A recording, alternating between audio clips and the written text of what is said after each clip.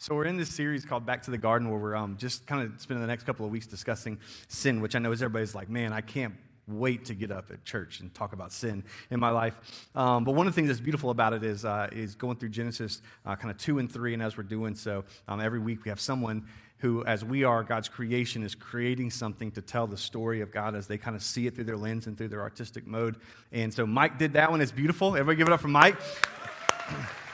And it's cool, too, because Mike's thing is so different than Caitlin's thing, but I both see it and I'm like, dude, that's dope. Like, I see those, and I'm pretty confident in my, ability to do stuff, okay?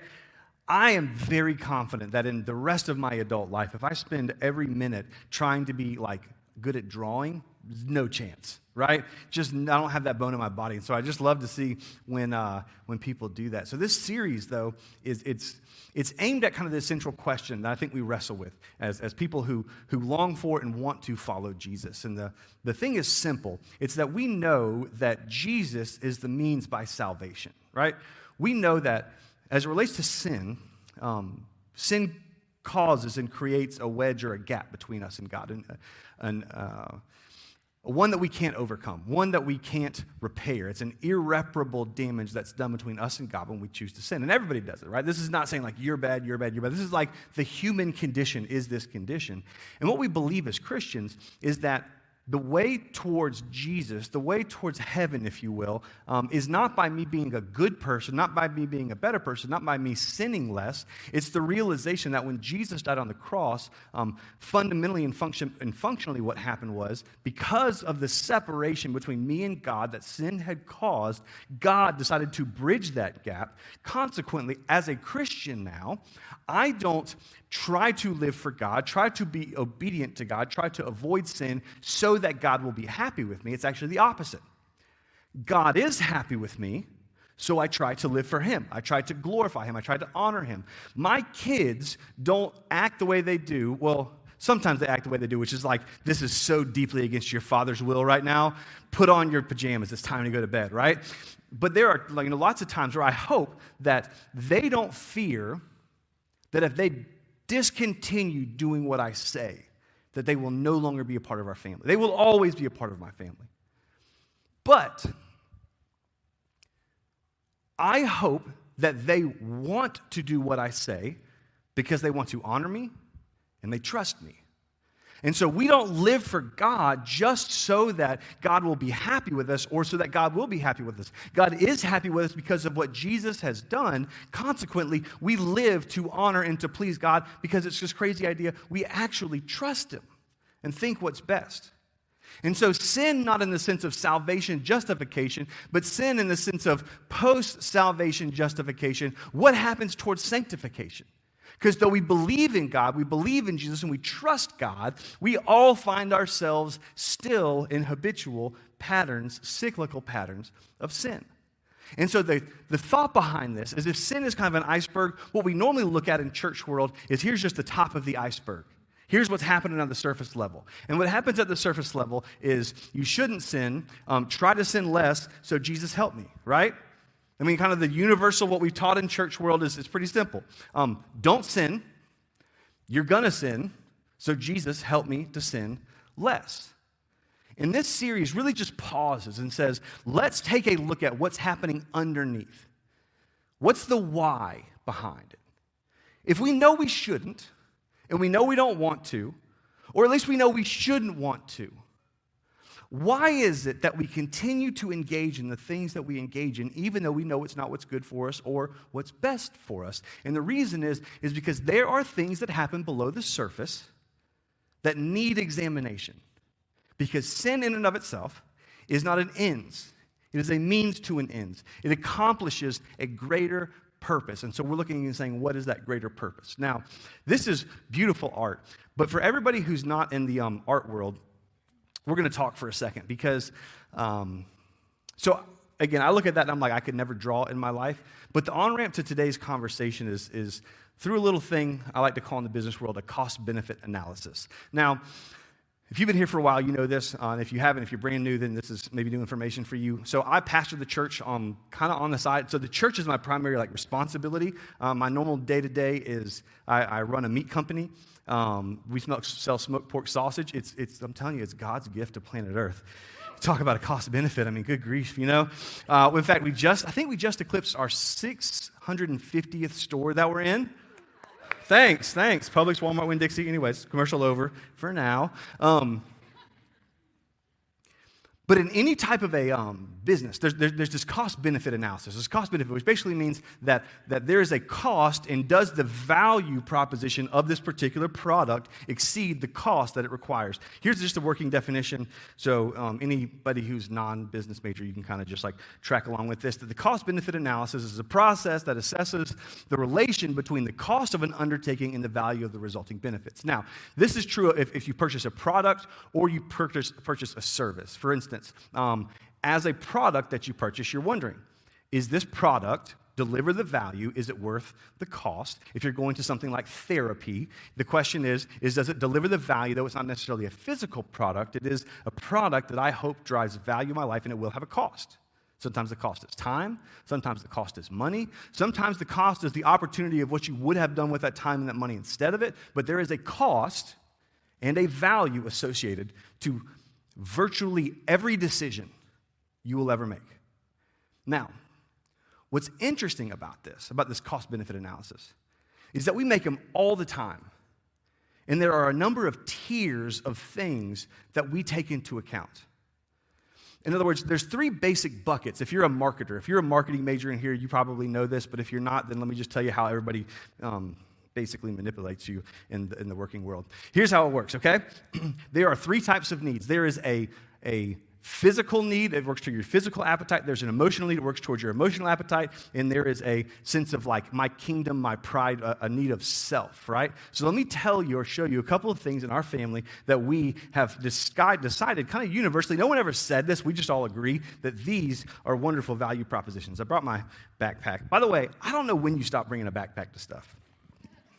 Some of you are like a briefcase. I'm like, dude, stop. I wasn't raised in the 60s, okay? And if you are, I love your leather thing, Chick-fil-A, am I right? You can clap for that. Beautiful value proposition that's not right here. Some of you are thinking, man, you couldn't get real Chick-fil-A? Bro, closed on Sundays. Come on, repent. We universally agree in our family that there is so much value in this, right? Number one, it's relatively inexpensive, so the cost is low. And I say relatively because for you, you're in college, you're like, bro, those chicken sandwiches are steep. You haven't seen my daycare bill. That's all I'm going to say, okay? Number one is it doesn't cost a ton. Number two is it tastes great, right? I mean, it's just I don't know how they make chicken that doesn't get dry, but if my life had the consistency of the moisture of Chick-fil-A chicken, we would be at I don't know what it would be, but I feel like it would be different, On top of that, it's real chicken. That's a big deal in today's food industry. I don't know if you guys knew that or not, right? You eat it and you're I don't think I'm going to get cancer because I ate this, right? It's actually definable pieces of meat, right? And so we've decided that this is a very good, the cost is low, the value is high. I just want to show you one more that is awesome in our family. It's register sausage. Am I right? Y'all thought I was going to leave that out. I'm not going to talk about that much because that seems weirdly self-serving. Although, here we are. Anyway, here's the thing. Great marketers get this. We're going to offer, this is some type of a physical need, the greatest products, some type of a physical need, and there's some type of an emotional pull, and on top of that, it tells you, kind of informs you who you are in yourself. Look at Coke. I have a friend that works for Coke. He's high up, and I think he's awesome. And I tell him all the time, hey, when you want to go from selling sugar water to, smoked pork, which I think is defensively better, right? Just call me up. But you think about it. You watch a Coke commercial, and here's what they're selling. You don't see a bunch of people sitting on a couch drinking Coke at 2 a.m. as they watch Netflix, unable to go to sleep because they have insomnia because they've drank Coke so much, right? We see people dancing, and they're just having fun, and we are the world, And it's how is flavored sugar water driving this much excitement? Oh, caffeine. That's what it is, right? But you think about that. What are they selling? They're selling fun. They're selling joy. They're selling excitement. They're selling a lack of stress, a lack of anxiety, a carefree life. And this is who you could and should be. And what's interesting is what great marketers know, not what good, what great marketers know is this. The best way that we can position our product is to make you the hero of the story. What companies have a tendency to do is to say, so I'm the hero of the story. Our company is the hero of the story. No. The best thing that we can do is to make you the hero of the story. And great marketing falls into those three categories. Great physical value, great emotional pull, and it props you to be the hero of the story. Now, what I love about business is this is literally in Genesis 3, this framework. And so I just want us to pause and take a look at this framework as it relates to the temptation that happens in the garden. And I think it will posture us in a way at the end of this to actually just view the true cost benefit of the sin that we engage in. Because I think it's nuanced and it's oftentimes undetected. Genesis chapter 3, we have Genesis 1 and 2, and if you're not familiar with what happens in 2, there's this garden, there's this two trees that are in kind of the central to the garden, and in these two trees, there's one that's the tree of life and one that's the tree of knowledge of good and evil. And God said, look, you can eat freely from any tree, just don't eat from this one particular tree, the knowledge of good and evil. So they said, okay. Well, actually, he said that to Adam, which is going to be an important detail. Verse 1, now the serpent, new character, was more crafty than any other beast of the field that the Lord God had made. Now hold on to that idea of crafty for a second, because that's going to be an important thing as he says this next statement. He, being the serpent, said to the woman, did God actually say, you shall not eat of any tree in the garden? He said, did God actually say that you shall not eat of any tree in the garden? Now there's two options on how to interpret this. Either the serpent is dumb because he just wildly misquoted God, or he's actually trying to bait her into a conversation because the longer she stays in the conversation, oftentimes the more potential and propensity you have to fall. So he says, hey, let me ask you a question. Did God actually say that? Did God actually say you can't eat from any tree of the garden? Well, the answer is clearly no. That's not what God said. What God said is you may eat freely from any tree. But it begins this understanding and this awareness of if I do what God says is actually restrictive to me, not life-giving to me. So it kind of introduces via a question, inception style, this sense of restraint in following God. It says, did God actually say that you can't eat from any tree? Well, Eve's response is this. She said to the serpent, we may eat of the fruit of the tree in the garden, but God said, you shall neither eat of the fruit of the tree that's in the midst of the garden, neither shall you touch it, lest you die. Now, again, two ways to interpret what just happened here, because what actually God said is, you shall not eat. He didn't say anything about touching it. So in a charitable frame, people will look at this, scholars will look at this and say, what in a positive way has happened has they have decided that obedience to God is going to have guardrails around it. And so not only are we not going to eat of it, but we know if we touch it, we're going to be tempted to eat of it, and so we're not even going to touch it. Now that's a good way to think about it. That's a positive way to think about it. I tend to be a little bit more cynical and skeptical, and I'm married, so I kind of know how this works, which is I think God told this to Adam, and guys, we're just not great communicators all the time, right? It's like, oh yeah, I forgot he said only don't eat it. But I put in don't touch it because that felt good to me too, you know? And so one is that Adam failed to communicate. The other one is they were just being wise or smart about it. But either way has a slight misstep in how she views and perceives what God is to do, coincidentally in a way that's more restrictive. So he looks and says, or she looks and says, this is what God has said. But the serpent doesn't even really argue that. But the serpent said to the woman, you will not surely die. I mean, come on. If you eat of this, there's no way that you actually die. And maybe there's more to it on behalf of the motive of God. Verse 5, for God knows, and this is why God told you that, for God knows that when you eat of it, your eyes will be opened, and you will be like God, knowing good and evil. In other words, man, your eyes are going to be opened, you're going to be like God, and you're going to know good from evil. Now, what I think is interesting about this, and just to parse out the basic dynamics of what was just said, this is going to cost you less and promise you more. In other words, this is the basic equation of marketing, which at the time was the basic equation of what the serpent was using, which is let me minimize the cost and let me overpromise the value of what's going to be delivered.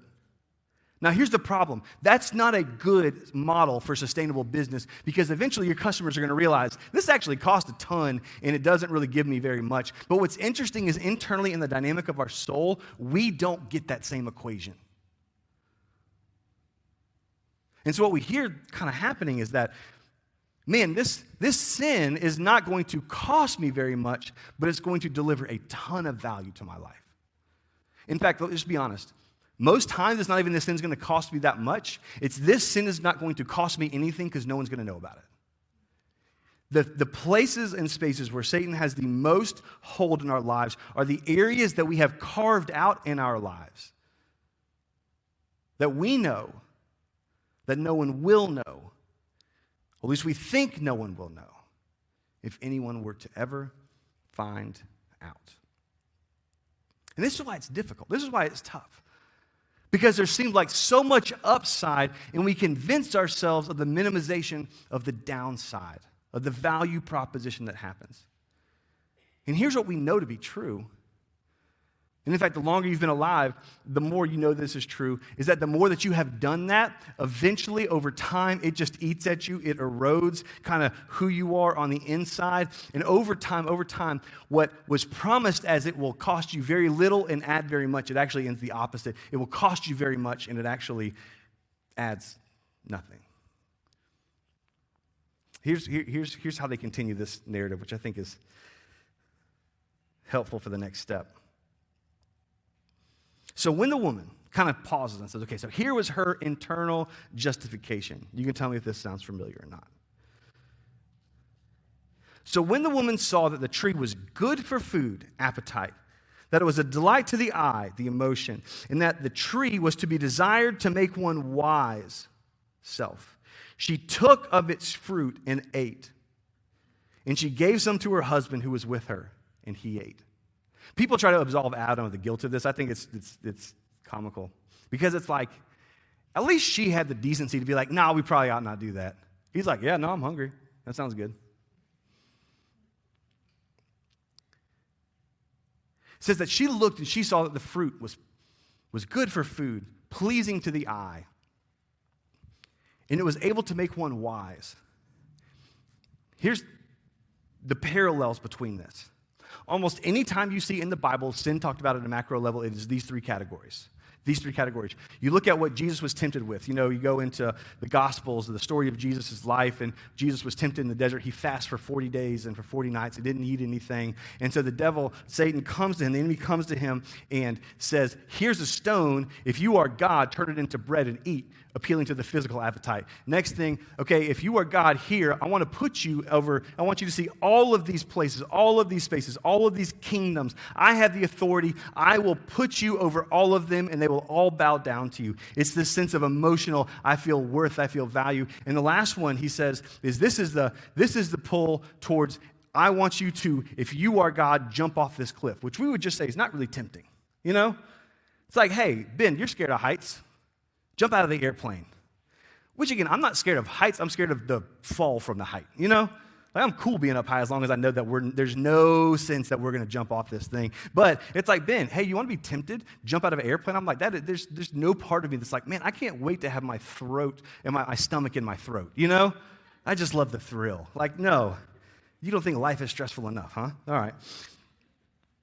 What's interesting in this, it says there's these three distinct categories. And the third category that Jesus is tempted with, it tempts in the sense of pride. Okay, if you are that, then you will do this. And every time Jesus combats it with the word of God. 1 John chapter 2, verse 16, it says this incredible thing. It says basically all of this world, all of the problems, all of the temptation of the world can be summed up in these three things. And how it says it tracks with Jesus' experience, tracks with the garden experience. It says lust of the eye, lust of the flesh, pride of life. Lust of the eye, lust of the flesh, pride of life. There's a physical appetite, an emotional appetite, and a self-appetite that grabs and wraps around all of our sinful patterns and behaviors. Here's why I say that. Every one of us, I think, has a sin that we're currently dealing with to some level. Whether our dealing with it right now is we're living in some version of victory over it, or dealing with it right now is we feel like we will never get rid of it. And oftentimes we just say, okay, so stop. Just stop doing it. But here's the question that I want to pose. It's not should you stop, it's in what areas is that sin creating a fulfillment physically, emotionally, and existentially? Because if we just say to stop, think about this, it creates a void in what we were doing, so we long for something. And if we don't see what that thing, that sin is creating or doing, what purpose it's serving, then it's incredibly difficult to stop because we're just going to put something else in its place, right? This is why I said last week, and this is why I beat to death as much as I can, that sin is not an end. Sin is a means to an end. And we rarely stop and say, what's the end that this mean is serving? Man, so when I go online and I view pornography, what that actually does is there's a physical component to it, but beyond that, there's this sense of, it's escapism. It helps me to escape the reality. It creates this sense of a quick, like almost like adrenaline, like euphoric sense, right, that happens. And in the middle of all that kind of stuff, I feel better about me when I'm engaging with that. And so we just say, stop.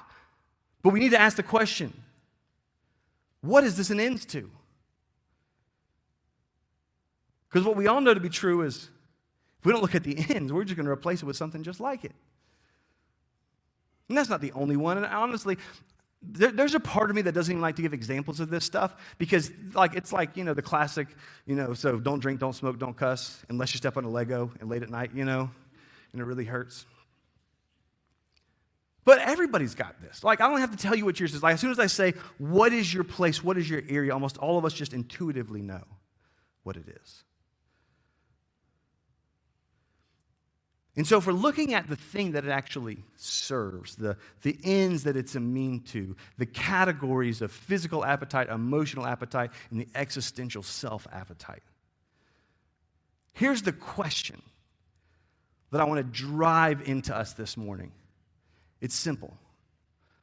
What is the actual cost? What is the true cost of this? Here's what I found to be true of me. Every time I find myself engaging in a habitual pattern of sin, I have minimized the cost, maximized the benefit. But oftentimes I don't stop and say, okay, but what is the actual cost of this? And isn't this true for most of us?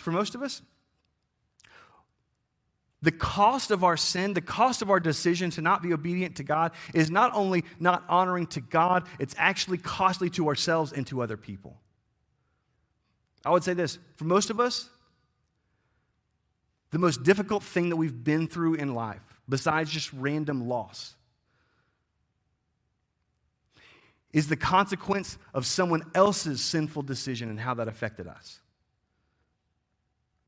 Because no one ever told Dad, hey, Dad, I want you to actually think about what that costs. No one ever said, Mom, I want you to think about how that actually costs. No one ever said to their kid, I know you're engaged in this and you think it's just you, but this is what this actually costs, and I care so much about you, I don't want to see you perpetuate that in your future. So where do you think this is going to lead you? We rarely stop and just say, man, what does it, let me just ask, You know what your place is. You know what your thing is. You know what your area is. The fact that I know that we all know is because the fact that none of us wants to talk about this because we all have an area. If we didn't have an area, we would walk in and be like, yeah, y'all need to stop. Quit being weird, you know? Let me just ask you, honestly, you don't deserve to do this to me. You deserve to do this to you. Because if you're risking a cost, you need to at least be honest about what the cost is. You wouldn't buy a house that says it's only 50 grand, but it turns out you actually go and it's 500 grand that you got to pay. What's the actual cost that's there? And here's kind of the problem with sin. Here's why it's deceptive. I want you to read again this last verse right here. It says, so the woman saw that the tree was good for food, that it was delight to the eyes, and the tree was desired to make one wise. She took of its fruit and ate. You know what the biggest problem with sin is? Every single one of those was true. It was good for food. It was pleasing to the eye, and it did make her wise. You think about that. See, this is why the serpent was more crafty. Because the serpent never said anything that was really wrong except for the very first thing that introduced the conversation. At least in her justification, how she took it, how she interpreted it, how she thought through it. I mean, yeah, I guess he did say, that surely God, surely you won't die. But think about this. The best deception, the best lies have enough truth in them to make you believe them, but have enough lie in them to lead you to the wrong decision. Isn't that true? This is why we obsess over stuff like social media, who says you need to look this way, be this way, do this way, because we think that we need to look a certain way, be a certain way, have a certain type of followership, have a certain type of aesthetic to us in order to be socially acceptable to other people. And so what we do is we go out of our way because do appearances matter? Yeah, I guess to some degree they do. But at the same time, the reality is we will go through all kinds of destructive behavior to put ourselves in that position. Now, is it true? Is it helpful? Maybe. But the point of this whole thing is simply to say this, is that for each and every one of us, that truth can oftentimes lead us to the wrong decision. You know what people are trying to post in social media, by the way? What's pleasing to the eye, what's pleasing to the flesh, and the pride of life. It's everywhere. And so I am going to pretend to be someone I'm not. I'm going to project a sense of who I'm not. And I don't, by the way, just mean people who go on and post thirsty pictures, because that's true too, right? But come on, Christians, you're saved, and you get this, right? Okay, captain of the I'm posting in the middle of a meadow with my moleskin, journal and my cup of coffee that seems to be the right temperature almost all the time, right? And it just happens to be that no one's perspiring, and I'm just frolicking, And my God, he taught me this, right? Is it good that God taught you this? Of course. But come on, why? Not that you can't post about God. That's not the point. The point is simply to say this. The point is to say that for all of us, lust of the flesh, lust of the eye, pride of life costs us something. And the primary way the enemy tries to use that is in such a way that it maximizes the value and minimizes the cost. And to be very clear, I so deeply want to end this sermon on a positive note. I so deeply want to go into but Jesus is better.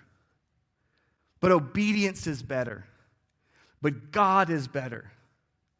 That the thief comes to steal, kill, and destroy. But I have come that you may have life and have it more abundantly. Do I believe that's true? Of course I do. Tim Keller has this quote. It's this beautiful quote. He talks about it in terms of evangelism. But he says this, before we answer people's questions, we have to first question their answers.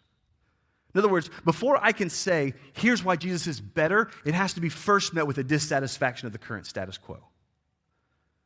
To say, okay, so now put Jesus in that place is only going to work so far as we have a dissatisfaction. Pastor Craig Groeschel said this: you'll never change what you're willing to tolerate. You'll never change what you're willing to tolerate. I just want us to take an honest look at it and say, okay, so what are we tolerating? What's the actual cost of the toleration of the sin that we have? I mean, think about this. Think about this. When we go to a restaurant, call it Chick-fil-A. Let's change that. Let's call it Ricardo's, one of my favorites in town. And if you have a restaurant, I would love to know what your restaurant is so I can promote your restaurant from on stage. And we'll just have lots of people go to your restaurant. But for now, right, Ricardo's is one of my faves. I love Italian food. It's awesome. Decent price, good food, really good people. He's calling. He's like, food's ready. Just kidding. And I want you to think about this. When we go to a restaurant and we realize the futility of the value proposition that they originally created. In other words, you go to the restaurant, the food's terrible, the service is terrible, the ambiance and the environment are awful and atrocious. You can't Instagram any of there because there's not even good lighting, right? And it costs a lot of money. Like when that happens, you know what we do? We don't say, you know what? I can't wait to go back. We say, hold on, let me hop on my Yelp review, you know? I don't know if you guys still do Yelp. I have never been a Yelper. You know, like, here's my Google review. Oh, Facebook, I'm about to unload on these people. You know, no, let me just pause and say this. Can you imagine? Just think about it. I don't even know what all would be different. I just think it would be massively different. Can you imagine what would be different if the dissatisfaction we realize when we realized how futile the cost benefit of a restaurant is? Can you imagine how our lives would be different if we had that same level of dissatisfaction that has a far less value add than a bad restaurant experience? If we don't ever think, man, I can't wait to go back to that terrible place again. But we return to the same sin over and over and over again. As Christians. As people who know that we are not saved because of our good behavior, but we choose to live for God because we trust God. Here's all I'm saying. We will continue to choose sin. We will continue to choose sin so long as we view not sinning as being not happy. We will continue, let me say that a different way in the positive context. We will continue to choose sin so long as we feel like it makes us more happy. So what's the cost? What's the cost to your family? What's the cost to your relationships? What's the cost to your occupation? What's the cost to your future hopes and dreams? What's the cost of it? And as an adult, you have full agency to continue to choose that way. It is not my job to make you choose a different way. All I want to say is if we are choosing, let's at least be honest about the cost that we're taking. Next week, we're going to talk about what do we do when we've chosen wrong. But here's my hope. That we will simply ask this question. What's the true cost? And as we examine that, we will become incredibly dissatisfied with the choices that we're making. And we won't view ourselves as bad people because we're always sinful people. But we'll see the futility and the choices and the sinful decisions we're making. So what's the cost? And I'm hoping and praying that God uses this thought, this question, and drives it deep into our heart and our lives and create a holy dissatisfaction with the sin that we wrap ourselves in. And the very last thing is if you're in here, and you're struggling with faith, Christianity, Jesus, God, Bible, I don't know your story. But what I do know is probably somewhere along the lines of your story, you encountered a Christian who said that they believed one thing, who said that they trusted God with everything. And you looked at the reality of their life, and it looked like they trusted God with nothing. I don't know that this would change the way you believe.